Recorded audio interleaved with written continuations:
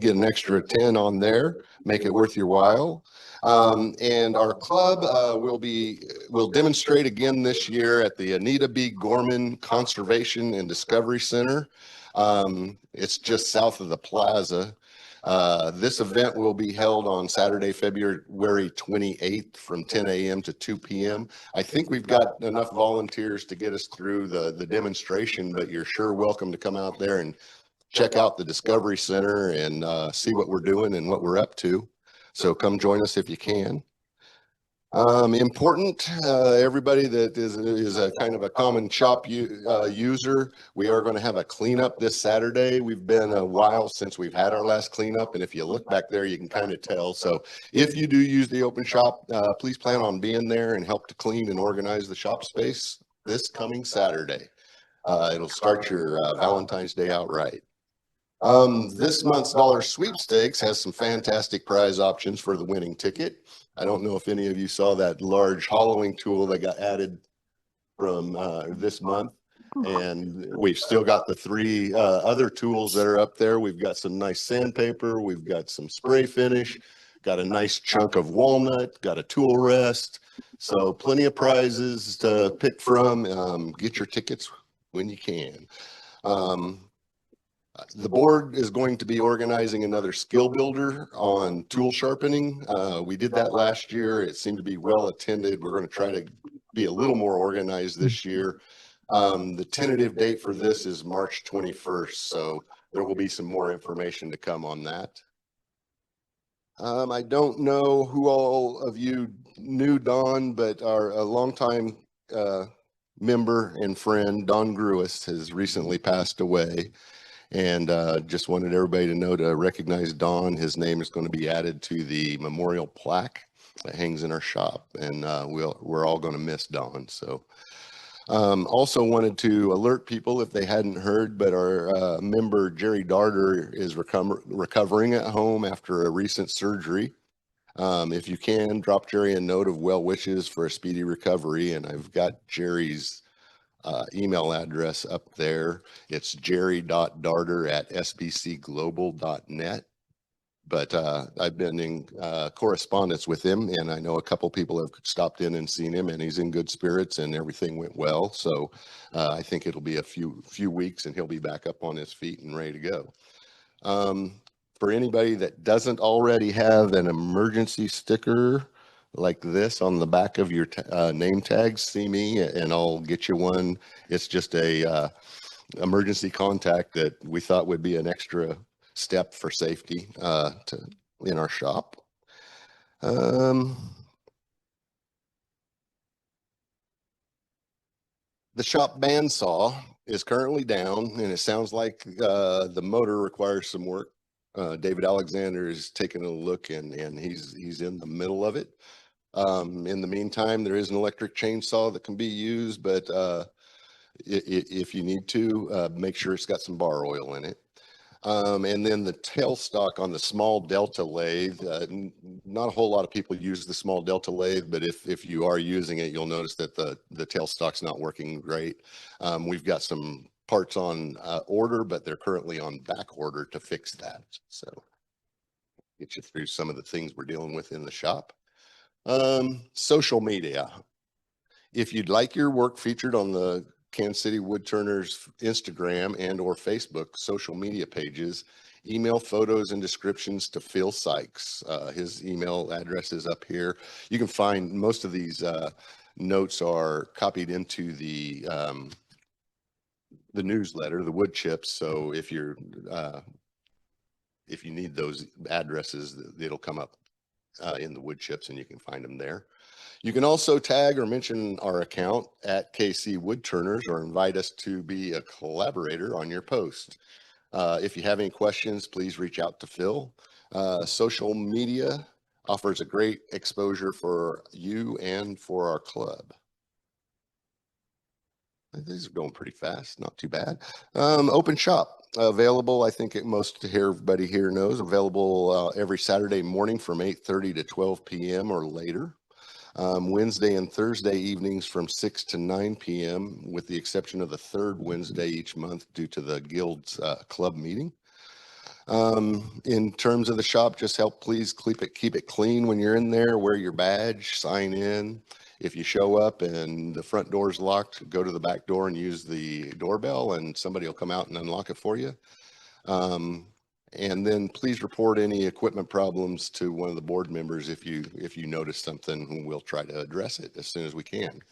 And then another note that the shop cleanup is this Saturday. I didn't want you to forget that shop cleanup. Upcoming events, I think we've kind of ran through some of these, but we got the turning demonstration at the Anita B. Gorman Conservation Discovery Center on Saturday, February 28th. Our first Friday's tent sales will start as of April 3rd and run through October.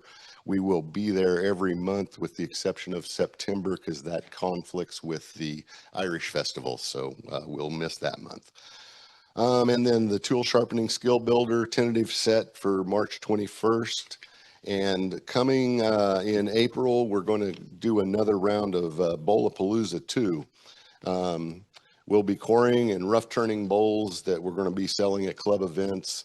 And then wanted to invite any of the members that wanted to kind of see the process to stop by and see what's going on. And that's going to be Saturday, April 18th, starting around noon, basically following the open shop.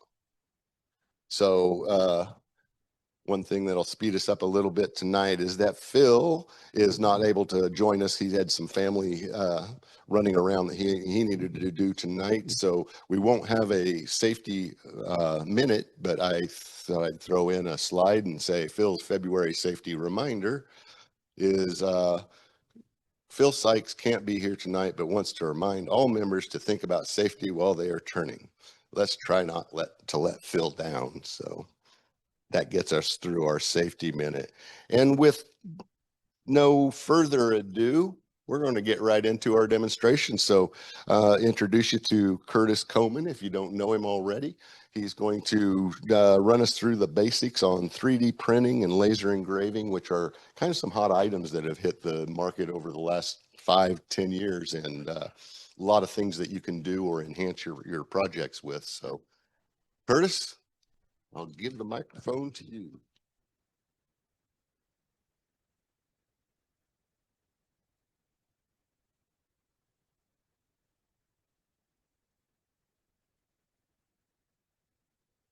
Okay, can you guys hear me?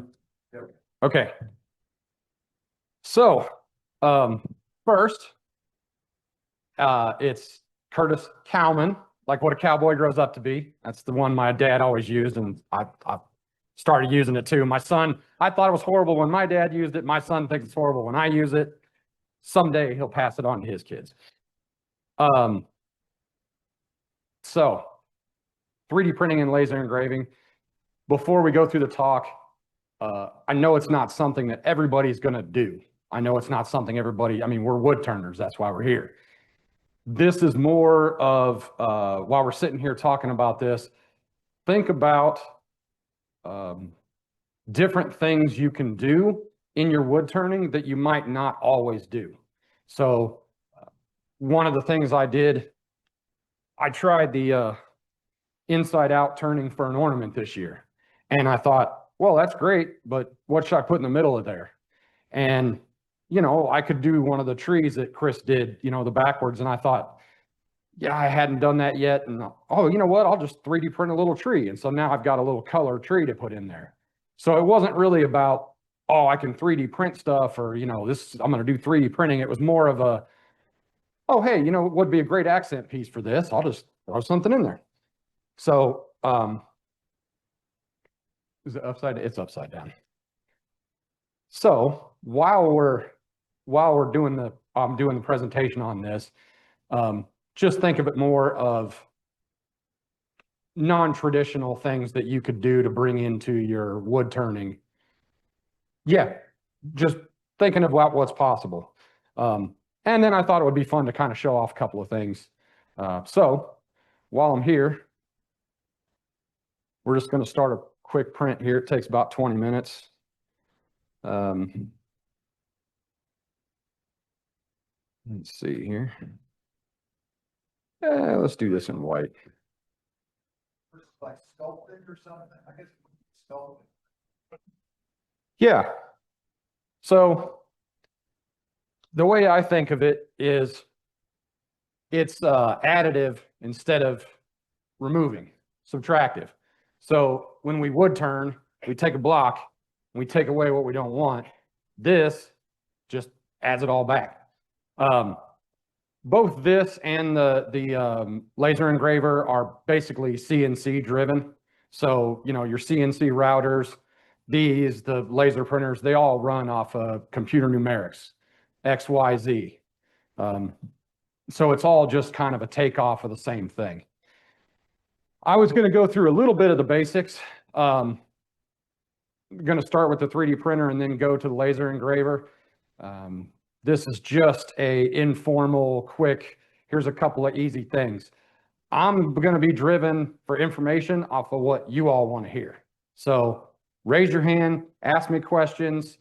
I will go further into what you want to hear. Otherwise, I'm just going to cover a couple of quick basics.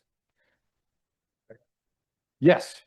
I think a lot of people might be intimidated thinking you have to be a computer engineer or something to write the program to make something or to engrave something. Tell me that's not true. That is not true. Anymore, that is not true. There is a ton of stuff online. In fact, very little did I actually make of my own. A lot of this stuff, I just was like, you know, it'd be cool.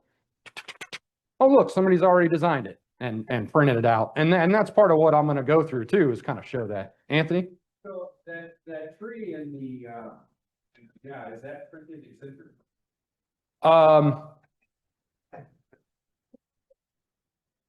Funny thing, it isn't, but the branches, the hairy part is kind of like the way it prints it. It's just like, you know, like it just kind of throws it out there. So it's an interesting print. So let's see. So a lot of people say the 3D printer, it's just for toys. You know, that's how it started. Everybody's like, why do I want to get a 3D printer? It's just kids making toys on that. And if you go to a lot of farmers markets or craft fairs or everything, it's just junk and trinkets everywhere. Everybody's got to sell them. I did not get into this. I've known about it for, 10 years now. The Johnson County Library, if you want to check out any of this stuff, is a great resource. There may be other places as well, but I know the Johnson County Library, they're at 87th and Farley. Yeah, Black and Veatch donated a bunch of money and they set up a whole thing, and they've got lasers and 3D printers and the Cricut vinyl cutters and all the kind of stuff. And so you can go check it out. They'll kind of run you through how it all works and stuff like that. So it's great if you got a Saturday or something. I think you got to book it, get online and book it, but you know, you can book 2-hour chunks. That's where I originally learned about it. And I was kind of, I'm not going to really get into it. And then a few years ago, maybe 2 or 3 years ago, this company, Bamboo Labs, I describe them as the Apple of the 3D printing world. They don't do everything you want them to do. They're not really upgradable. There's, you know, you can't tweak and play with them like you can a PC, but they just work. They made it so that it just does what it needs to do and it works every time for the most part. The software they put with it's really simple, really easy to use, and you can take it right out of the box and start printing that day. So ever since then, I thought, well, I talked my wife into letting me get one for me and the kids. And it's actually come in handy quite a bit. There's been some broken things that I've printed to fix, and she's come in handy. So far, the best thing I've printed, my friend has a Ford pickup, and the gear shift lever has a detent, a little plastic detent in it. They wanted $400 and some odd because you had to buy the whole mechanism, and all it was broke was that little detent. Well, he got online and found somebody that had designed the little detent. And he said, hey man, can you 3D print this for me? I think the print was 63 cents is what it cost me. He popped that in the truck, saving $400. He was happy, let's put it that way. So I'm going to, let's put up the computer screen if you want up there. Okay, I can see it back there. Okay. So this is the software that comes with the Bamboo Lab. You just download it from their site. You can go through their library, like I'll put in wood turning and see what pops up. So I've printed that center finder. It's small, but it's a good center finder. Jigs for sharpening, wall mounted holders for your chuck. I mean, you can see kind of all the stuff that people have gone out and designed, and this is stuff you don't have to design. You just, okay, I want to, like this deal here. Let me find one that's already made for this if I can make it faster. So I can just hit download and open. Boom, it's there. And then I'm going to hit slice, which I'll explain that here in a second. It's going to go through, get it prepped, and then it'll tell me, okay, send it to the printer. And that literally is within a minute, we're ready to print out that center finder. So the way these work is there's two steps in the 3D printing. There's designing like a 3D CAD type of actual piece, which we can pull a lot of this stuff down online. And then you've got that 3D design, but this prints layer by layer. So it needs to know every layer where to send the printer head. So then you get what's called a slicer, which this software, like I said, it's like Apple. They just put everything all in there at once. The slicer basically says, okay, I'm going to take every cut, 0.2 millimeters. Every 0.2 millimeters, I'm going to slice this thing up, and I'm going to tell the little printer head where to go for every 0.2 millimeters. And then that turns it into what's called G code, sends it over to the printer takes that G code, just along it goes. So you can get really deep into this. There are some CAD programs, there's free CAD programs out there that are a lot more in depth than this. You can build all sorts of stuff. I mean, guys are building motor parts and all sorts of things now. And then slicer tools that, okay, it'll slice it up. And some people like different slicers because, oh, this one saves me money or this one does it a little better or whatever. I just stick with what's the easiest in there. Here's the tool. I can pretty much do 99% of what I want to do on this, what they send with the software. So as far as designing, they make it pretty easy. Let's get rid of this one and start a new one. So how much did this machine cost? At the time, I think I got it about a year and a half ago on Black Friday, and I think it was like $469 with the 4 spool holders. You can get the mini, a little mini one with just 1 spool, so it prints 1 color at a time, for like $199 or $249, something like that. They've gone way down in price. I liked this one because it had the 4 different colors, which is kind of fun. It takes forever to print and waste. You can see it kicking off little things because every time it wants to switch color, it's got to flush the line. So it'll poop that out and then it'll go do another one, knock that out and go and do another one. So kind of a pain, but if you wanted to do that route, it's kind of fun. So, but you've got 4 lines. Uh-huh. Why would it poop the line? Well, so good question. How this works is this is basically just, it's all different types of plastic. This is called PLA. They have PETG, which is a little stronger. You can use it outdoors and it doesn't degrade as fast. Takes some higher temperatures. They have ABS, some other stuff. So basically what it does is there's a motor in here which pulls this down into, it's like a hot glue gun. Like you squeeze the hot glue gun and it squirts out the hot glue. That's the same thing in what's going here. So imagine the heat, the hot end, what they call the hot end, has about yay much of that plastic in it. Well, you've got to flush out. If you want to change color, you got to flush out what's left of that. Right. So it's flushing the nozzle and then puts some more out, which then obviously takes time. So I generally print everything in one color unless I have to. Go ahead, Chris. Oddly enough, you can. That you can order the motors and the screws, and then like everything else you can print. The this came without this support and this top piece. It had its own off to the side, and I found those online to give it extra support and to mount this on top, so it's all one unit, and printed that. I had a little bucket that I forgot too that catches all the stuff. What the time takes to print a project? Mhm. If it's going, 0.2 of a millimeter at a time, Mm-hmm.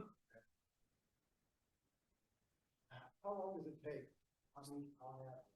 It depends on how defined you want it, how sharp you want it. So you can see how fast it's going. That was the other thing is when this first started out, when these 3D printers first started out, they went super slow. And the companies kept tweaking on them and working on them, and they've made it pretty quick. So a couple months ago when we did the off center, or we did the emerging shapes turning, and you said, well, we need a template.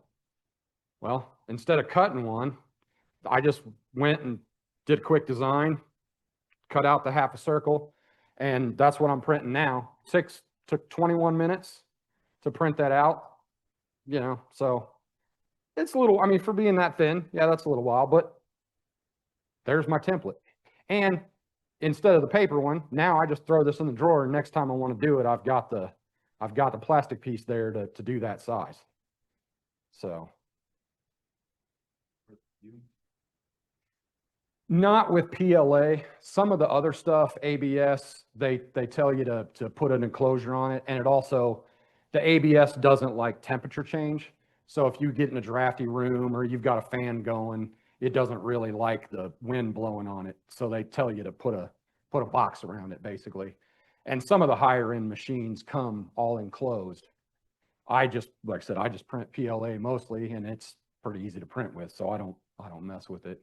And, the fumes aren't bad. That's why I didn't bring the laser engraver. I mean, it's obviously burning through wood. So, I had no way to exhaust it, and burning stuff in here probably wouldn't have gone very well. So the software, if you want to put back up there, it's pretty easy. So you think about, well, I don't know how to do all this or draw lines or whatever. I'm just going to say, add a primitive part. Let's do a cube. And then I'm going to go here and I'm going to say, I want to resize this thing. And it defaults to millimeters, which is easier for me. So let's do, like this template. So I'm going to do let's do 120 millimeters. We'll just make it square, and then I'll cut down the height here. So let's do it 4 millimeters tall. So now we've got a flat plate, about 5 inches by 5 inches and about 4 millimeters tall. And then I'm going to say, well, I want to, let's center this, make sure it's in the center. It is in the center. Let's do a cutout for a circle in the middle.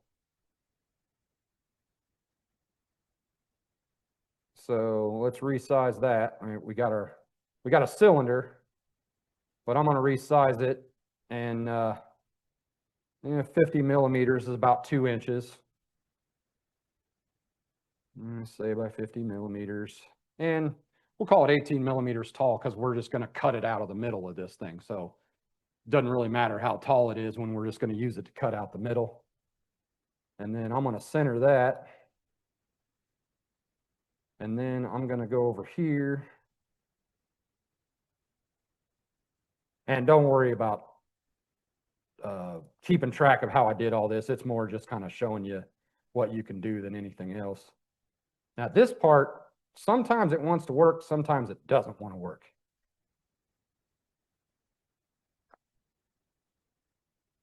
Well, Okay. Let's get off of there. All right, let's change the type of part here. Which type? We're gonna make it a part. And then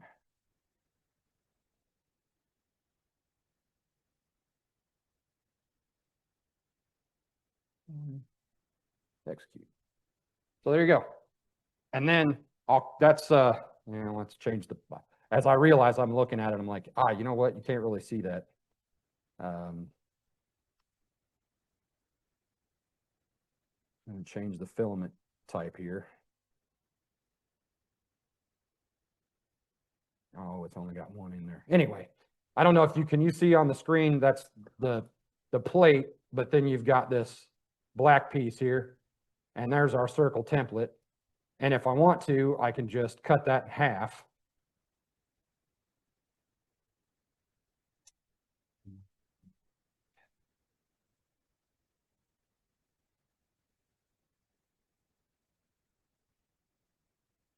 Okay.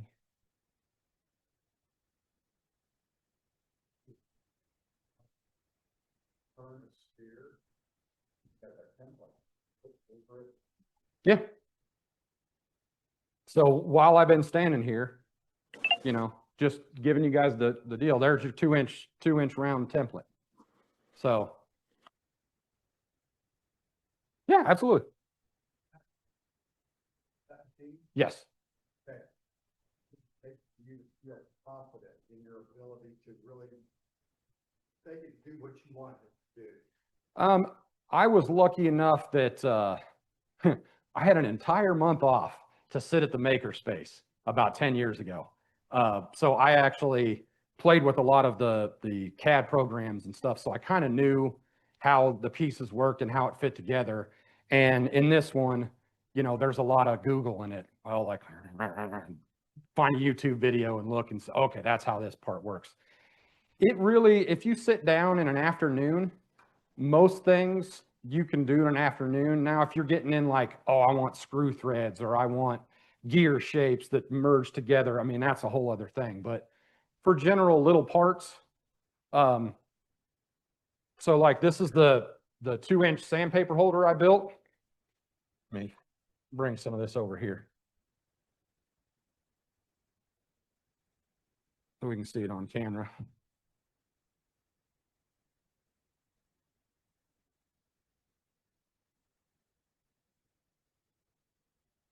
So this was my 2-inch sandpaper holder.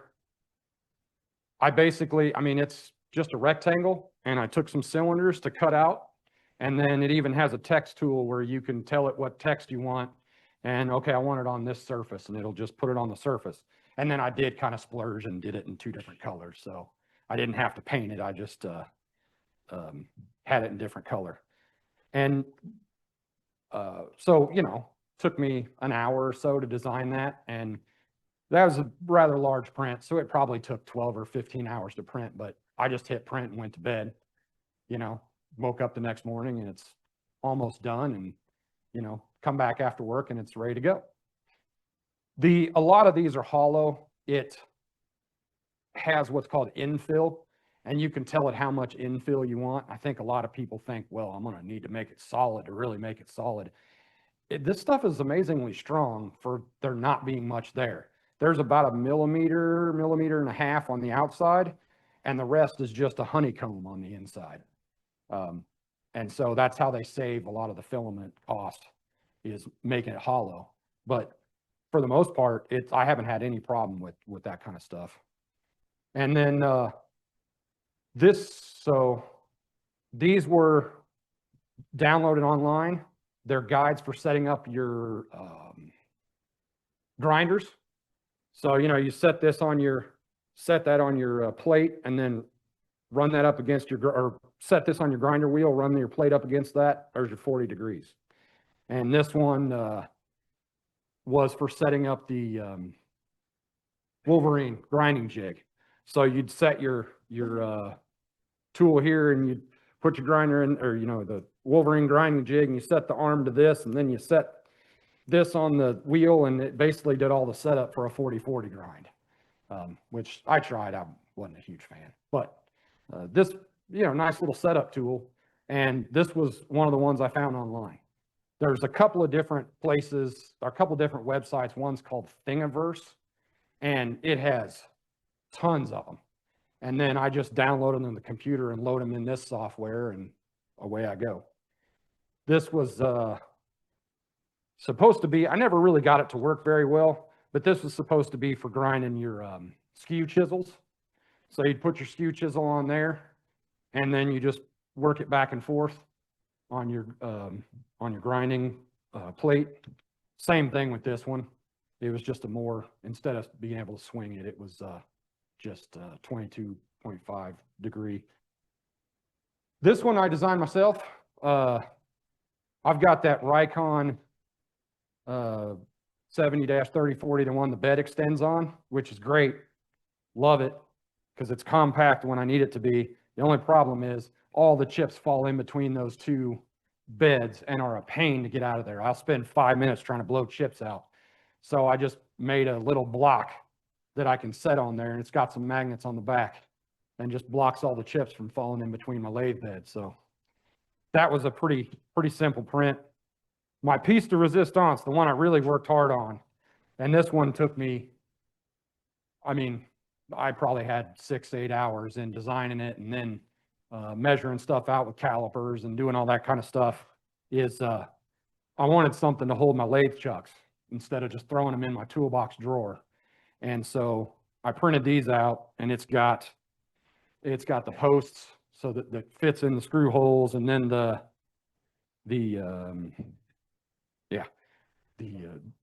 divot that on the back of them.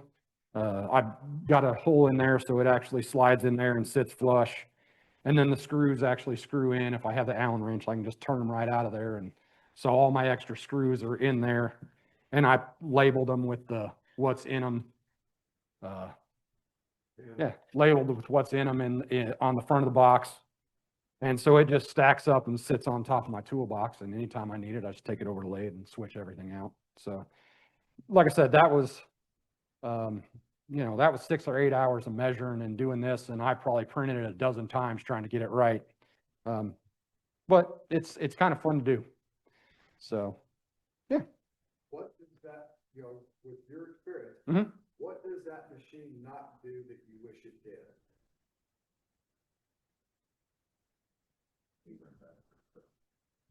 I don't know. I honestly don't. Yeah, I have not had anything that I've run into that I haven't been able to do. Size is the thing.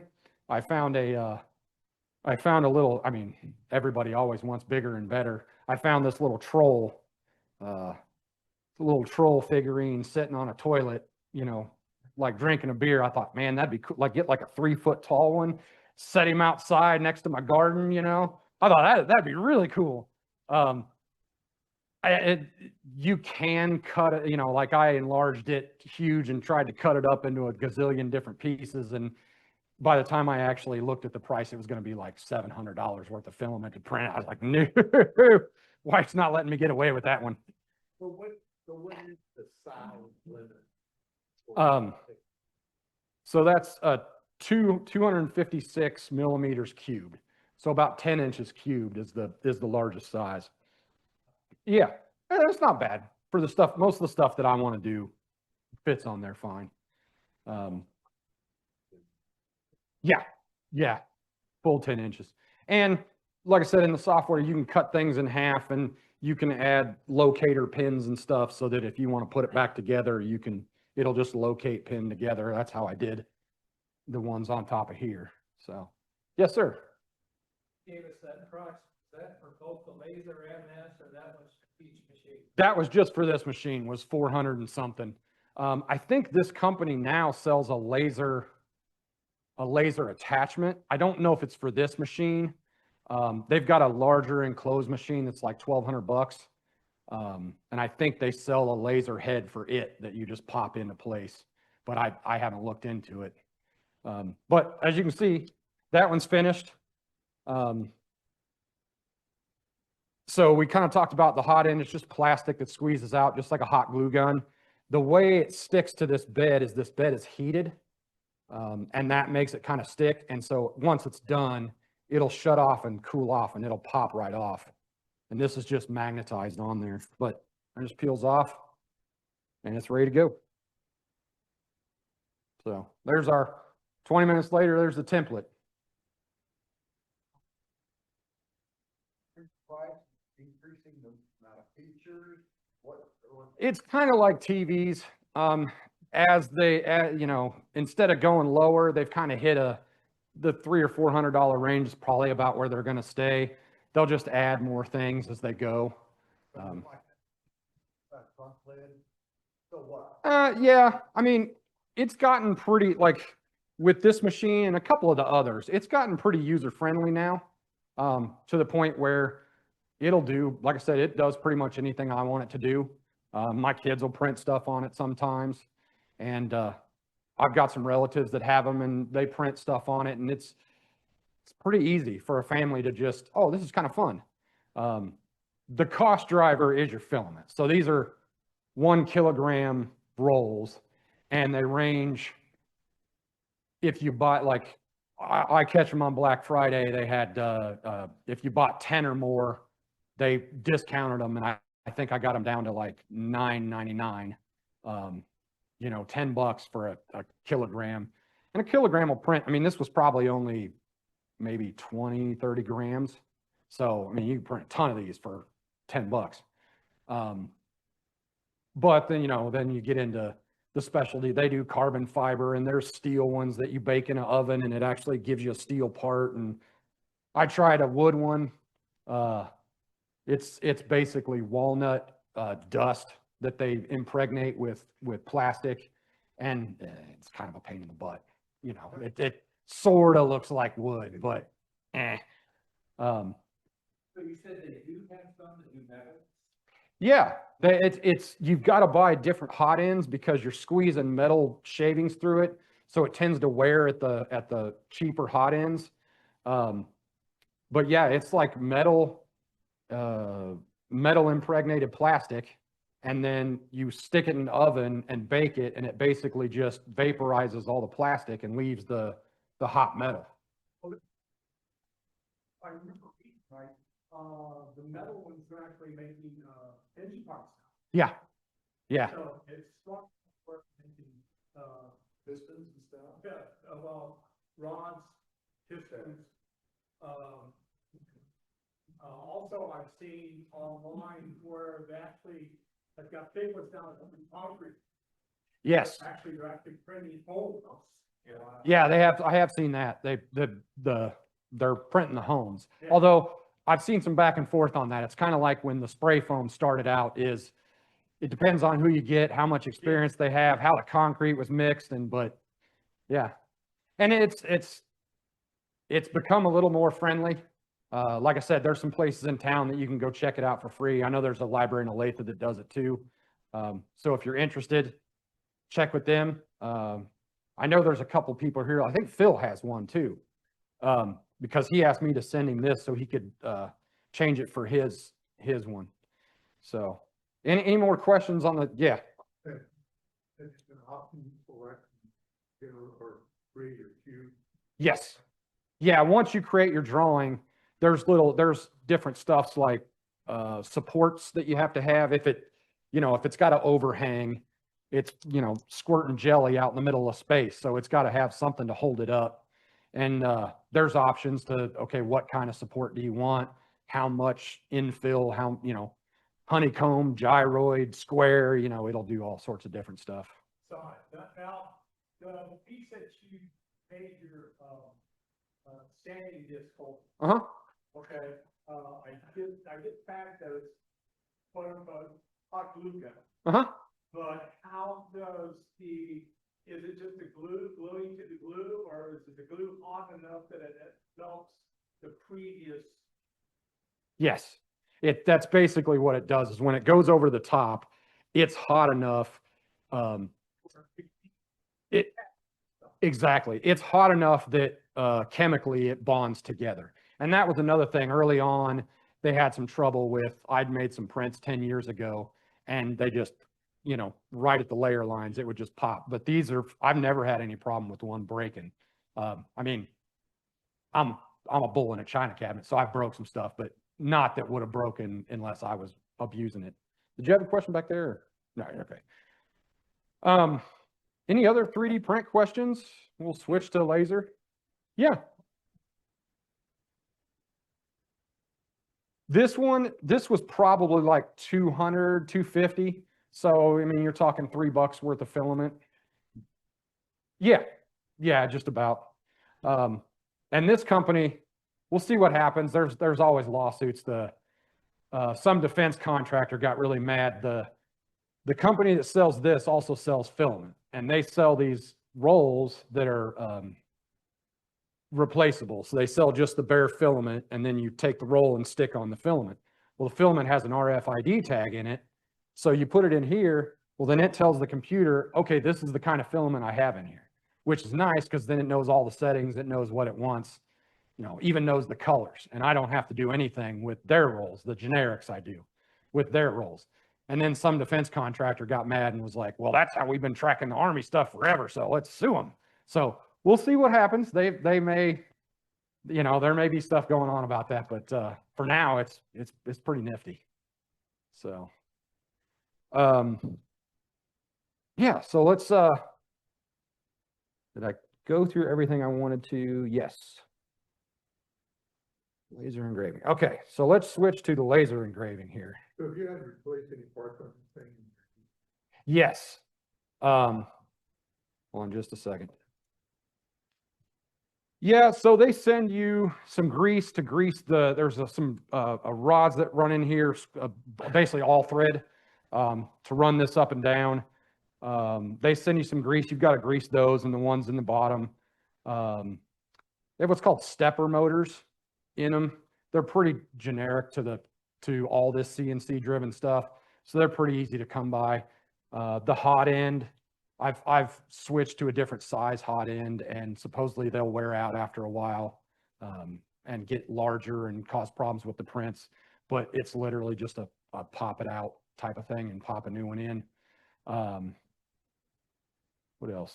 Some of the driver motors in these, I've had a friend of mine had one of these, and the part that actually drives the stuff down in here, he had problems with that motor, and they had to send him a new motor.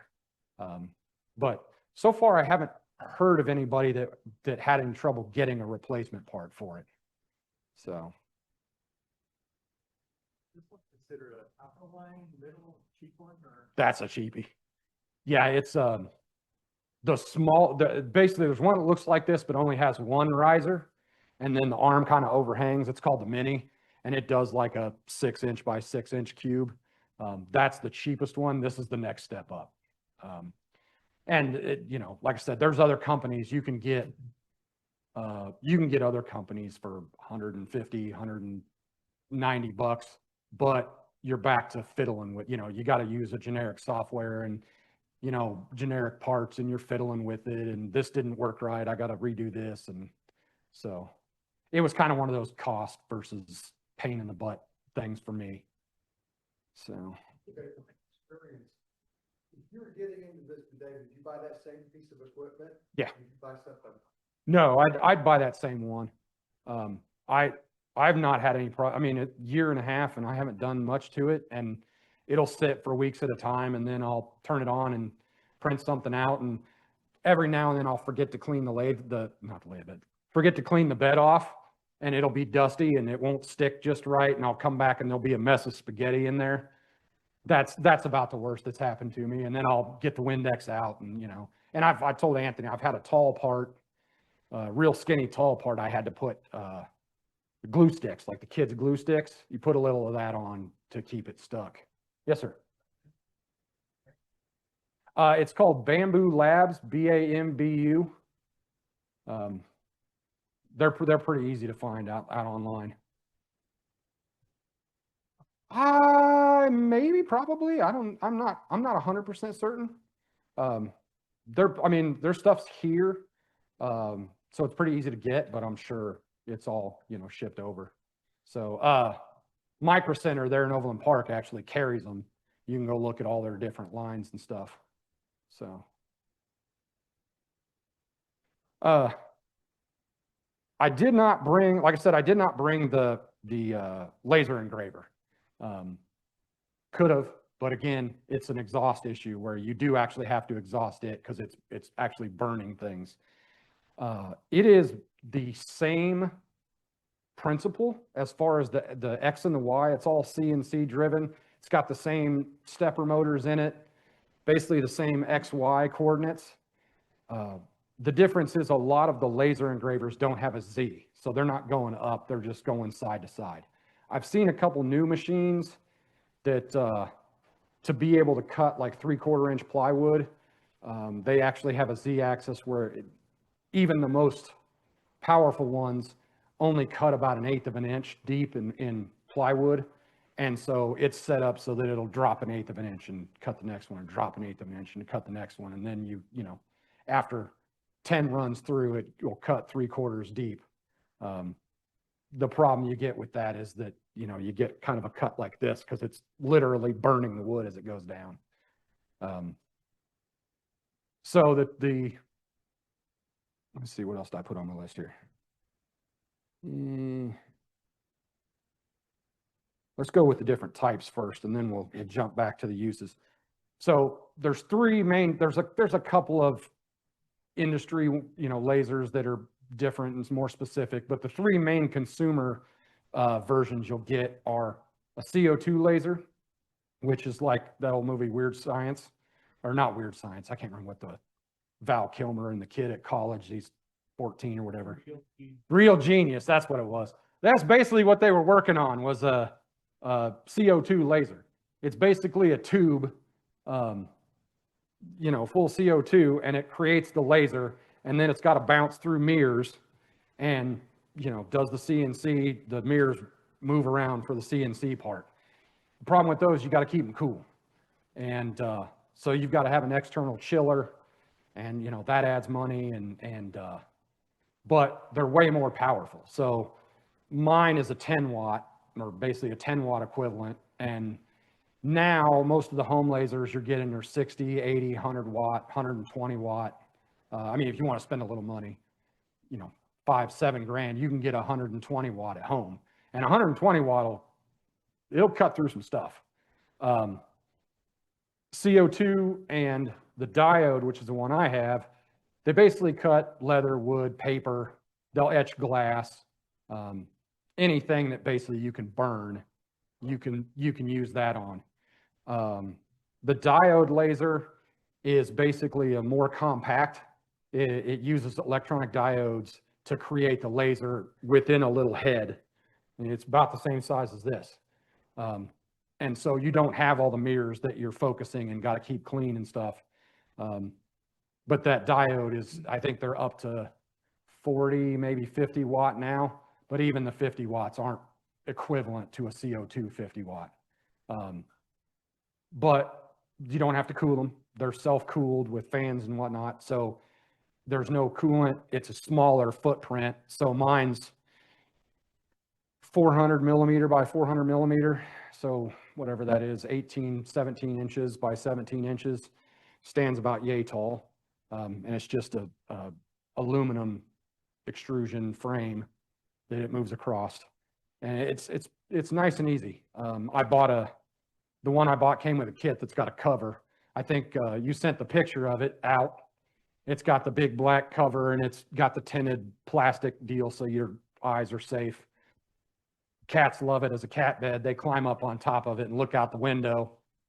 But the exhaust, I actually 3D printed. I have a window mounted AC unit and a window that I broke. So it's got, you know, a piece of plywood where the window was, the window mounted AC unit. I just cut a circle hole, mounted a 3D printed plate, and then I've got a magnetized cover when I'm not using it. And when I am, I pop the magnetized cover off and pop the exhaust tube on, and away it all goes. So two machines working together. Laser engraver head to fit on your. Yeah, Not this one, but they make it's called a PS1. It's about $1,200. It's an enclosed one that actually has an exhaust, so you can do some of the better grade plastics. From what I'm told, they have a laser head with that. I have not used it, and I haven't gone out and looked it up, but from what I hear, last time I looked on the website, I saw an area for it. So I'm assuming it's either out or it's going to be out soon. Same thing. It's the diodes they're a lot easier, a lot more simple, more compact, but the stuff you're cutting is not as thick. Still cuts leather, paper, wood, some thin wood, 1/8 inch, a little bit less than that. It'll cut that in a pass or two. And then the last type is fiber laser, which this is the new thing. Everybody's going to fiber laser. The fiber laser is basically just for metal. It can cut really thin metal, but it etches metal, like brass, stainless steel, all that kind of stuff. It'll actually etch it. So you'll see a lot of guys etching knives, etching belt buckles, placards, stuff like that. They've switched to laser instead of the old CNC engraving, because the fiber laser will do that, but it doesn't do wood, metal, plastic, or wood or plastic or leather or anything. It's just metal basically. Yes. Yeah, all these will do, will do round. So what are you going to use the laser for? So the only engraving I have is this one. This was actually what I bought it for, is instead of having to use a wood burner and sit there and carve that all out like I used to, I'm able to create there we go. I created, my maker's mark, and then, I liked playing with the sunflower, so I put that in the middle. And then food safe. I'm always constantly trying to remember which one of the bowls I made was food safe and which isn't. And so I used to put FS on them or F on them, and so I knew which ones. Now I can actually laser food safe on it. So when I'm at the markets or whatever, people can pick it up and see, oh, hey, that's food safe.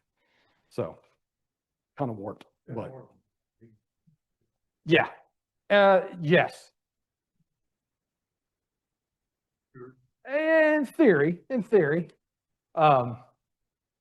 I've put some dyes on some of the stuff that I don't know if I want to eat out of it, but I mean, California says everything's carcinogenic, but I'm pretty sure this stuff wasn't good for you.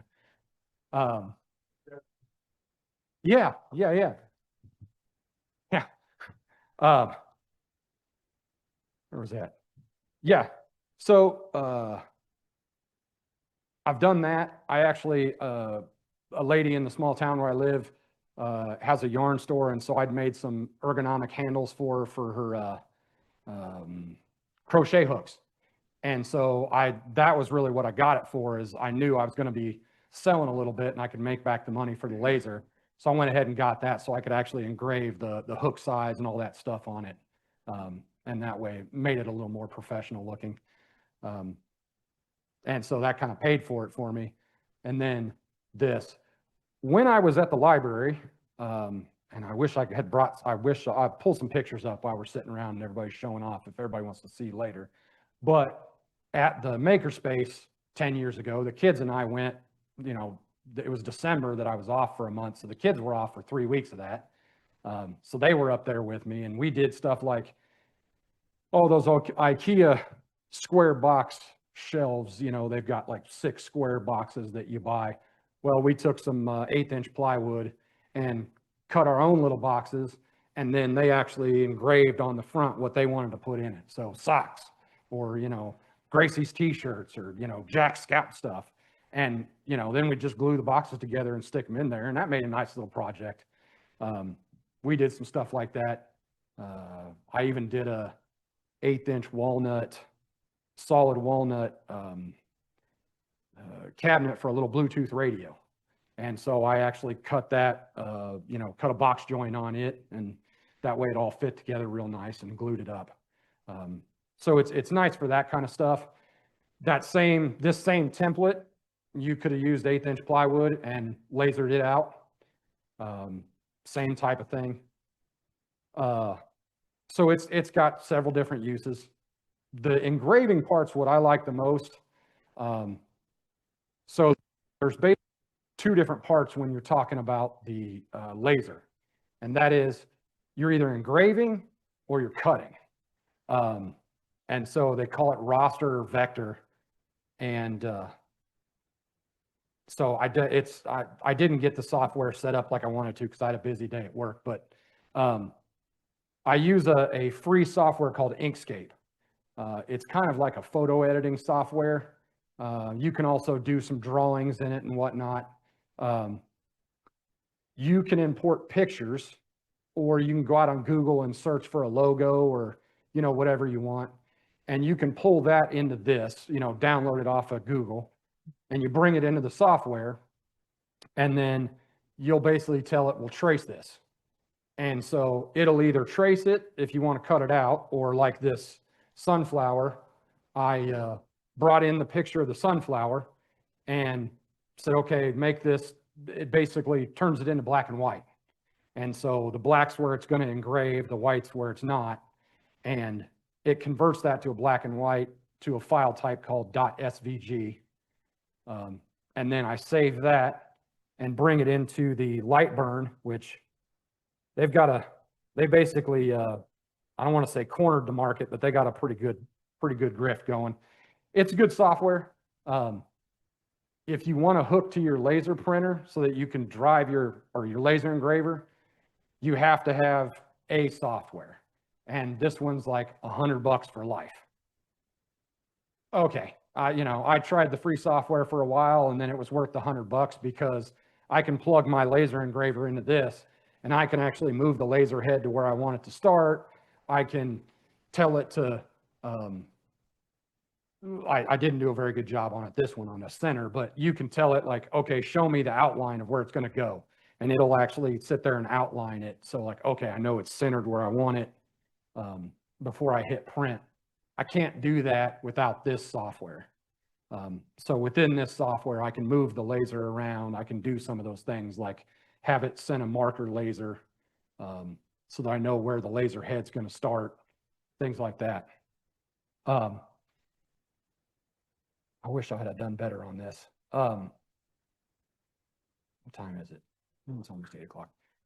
So basically, once I get the picture in there, it basically converts it into what the laser is going to know, the back and forth of the laser. And you can choose, all right, is it going to do 1 left and right pass, or is it going to do 2 passes of horizontal and vertical? And, you can choose that. Everything that you do a laser etch on, there is some fiddling with it, and even different woods like these bulls. Okay, 30% power at 300 millimeters per second works really good on this, on sycamore. But if I go to do that on walnut, well, I got to bump it up to 55% to get it to do the same amount, or, so there's some fiddling with it. But you can control the power. And then when you're actually cutting, generally you're cutting at 100%, and then you tell it how slow to go so that you're cutting through all the way through all your stuff. But again, it's hit the price point. I paid $400 for the whole kit, the laser engraver, and then I actually got a lathe, basically a spindle that can do round stuff. So like you burn the plastic off these glasses and, burn an emblem into them. I did it for those handles. They're going to be round, so I needed the ability to do something round, or else they were going to be all warped. So basically it works exactly like our lathes do. It's got a chuck. It's a 3-jaw chuck, but it's got a 3-jaw chuck, and you just clamp down on it, bring the tailstock up, and tell it what to do, and it turns it as it goes and does the back and forth. So it's pretty cool. So I got that and the enclosure and the exhaust fan and everything for $400. But again, I'd done a little bit of research here and there and found a machine that was cheap but decent. People hadn't had many problems with it. I think I got the Creality Falcon, and X Tool is the one that you see on all the social medias now. X Tool. They did the same thing as this. They're like, well, we'll make it, you know, we'll give you the software and we'll give you the machine and we'll bring it all in one and make it easy for you, except for the same machine was about $700 that I got for 4. So, you know, I wasn't willing to pay that much. Photograph, I see people before that will scan a photograph. Yep. And they can, really? Yeah, so you could scan your photograph and then you bring it into that first software, Inkscape, and there's a command in there where you're basically telling it to copy, you know, to switch that to a black and white. And so it will, you can change the shading in it and stuff to make sure you've got the right amount and it's hitting the right spots and make sure it looks like you want it to look. And then you'll export that to an SVG, bring that into this light burn, and then it's ready to go. So it's pretty cool. I have it actually at the computer in my office, which is where the deal sits, and my wife's computer, her laptop. I was like, oh, I got to put all the software on there so I can show you. And then I realized I don't have any of the files on here, and it does take a little while. We'll do one real quick and just see if I can find something quick and easy to do. So let's do, let's search for sunflower. Hey, Kurt, can I ask a question? Yeah. When you're lasering the wood, do you do that before or after you finish it? I finish it first. Like I'd put walnut oil on this and everything, and then I let it dry, and then I've stuck it in there. The handles, what I was doing, I did put clear coat on them first, and then it would burn. And depending on what color the handle was, I'd go back with, if it was a light colored handle, it actually burned. So it's actually kind of blackened in there already. So I just hit it with another coat of clear. If I was on a lighter or a darker material, the dark didn't show up really well. So then I'd just take some paint, white paint, and kind of rub over that and then rub off the top of it. And what was in the engraving stayed, and then hit that with a little clear right over the top. So you can do either, but I found it doesn't seem to cause me any problems. Oh yeah, you got it on the screen there. So I basically just searched up images of sunflower, and then you can go over here on Google to tools, and you can do usage rights to make sure, you know, if you're going to sell it, technically it's got to be commercial license. Black and white, so I'll do either black and white or transparent. Well, that didn't work out very well. Let's do black and white and see if that works better. There's more pictures. So you can take a picture like this. I'll copy the image, and then I'll just literally just right click and paste into this Inkscape. And then let's see if I remembered enough to remember where this tool is. If we're in a hurry, let me know. Otherwise, I'll just keep going.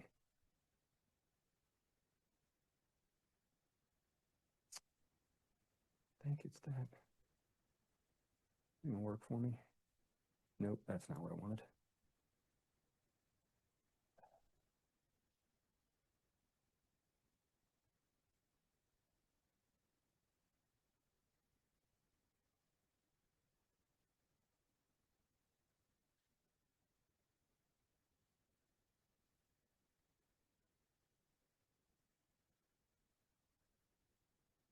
Yeah.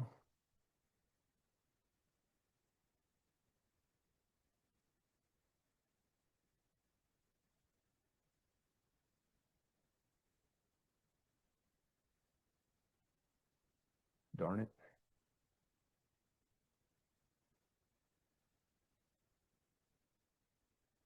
Give me just a second. If I can't find it here in a second, we'll just move on.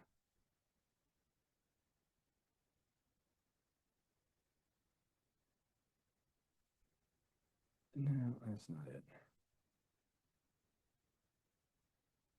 Well, anyway, my apologies. there's a tool in here that basically traces that. Let's see if I can, actually, you know what? Let me do this.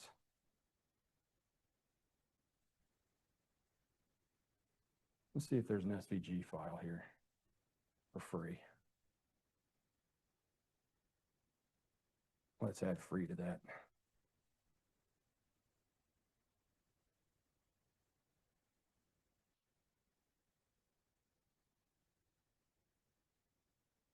Now, is it actually going to be free? Is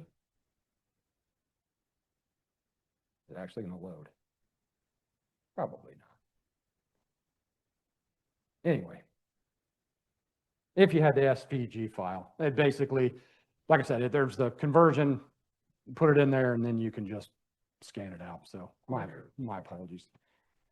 Not that big. It depends on, I mean, it depends on what it is. If you're scanning a picture, you know, a couple megabytes to send over, but basically what the SVG file is instead of like a JPEG where it's pixel by pixel, the SVG file turns it into, okay, it's either black or it's white, or it'll turn it into, here's a path. And for the cutting, it needs to know like what the path is or what the solid line is. So it's just a different file type that can, the Lightburn can actually work with. Yes. Like your bowl right there, it's kind of wavy. Will it burn on stuff that's not flat? Yeah. So in theory, there's a focus point, and they send you a little tool that you stick under the laser and drop the laser down onto whatever you're working on, so it's the exact right height. There's a little variance. You know, there's a millimeter or so variance in there where it stays pretty legible. That's the word I'm looking for. So something like that you wouldn't really notice. I have had like some curved stuff that I've forgotten to turn the deal on to spin, and it's gone through and engraved it, and like you can see it gets all warped towards the edges and stuff. So, you know, if you're a couple millimeters, more than a couple millimeters difference, it's gonna kind of look warped or not burn as well. You know, be wider at one parts than others. So, any questions about the laser engraving? Yeah. You mentioned your merchant bowl template. You could cut it on a laser versus 3D printer. Why did you use the 3D printer? What was your thought process of which one to use? The 3D printer, I knew I can work with shapes. So, you know, like you saw, I'm going to take this rectangle, I'm going to take a circle, I'm going to cut it out. There you go. Pretty easy for my brain to get around the shapes and stuff. In the Lightburn software, you can still do the squares and the cuts, but then you're more dealing with lines. And so it's, well, I got to make this line connect to this line. I got to find the tool that does that and tell it to do this. And it was not as easy software wise to do that as it would have been just to slap some shapes together. So that was the only reason. So if you're better with the lines and stuff, like, you know, some of the draftsmen moved over to CAD, and I'm sure they're good with it. They'd have done it that way. But I think in shapes. So, yeah. Anybody else? Okay. So I didn't get a chance to talk to you beforehand, but the challenge, do I get to set the challenge? Okay. So the challenge is, no. Yeah. Yeah. I know not many people are going to go out and spend $400 for a monthly challenge. I definitely are. I got in trouble for splurging for the Chuck for the emerging shapes one. But try something different. And not just like, well, I did an emerging shape. Like, try a different way of dyeing your work, or try, you know, turn a bar of soap. You know, try something that you just sounds off the wall. Try something off the wall. That's, you know, I wouldn't have thought about that, but it's a fun little attention grabber. You know, add some color and whatnot. So try something different. It can be out of wood, can be, you know, whatever. different way to use a tool, different way to mark something up. Let's try something different. Sound fair? Yeah, yeah.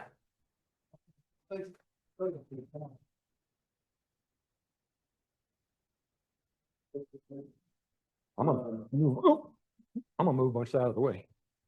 We've always got a few minutes here. Go ahead and take a break and keep in mind that we got the Dollar Tree State, so, talk about our official winner after the break is over. And get right into the challenge table and the show and tell. So I'll move all this over there if you want to look at it. Curtis will be here to answer questions if you have any. Absolutely.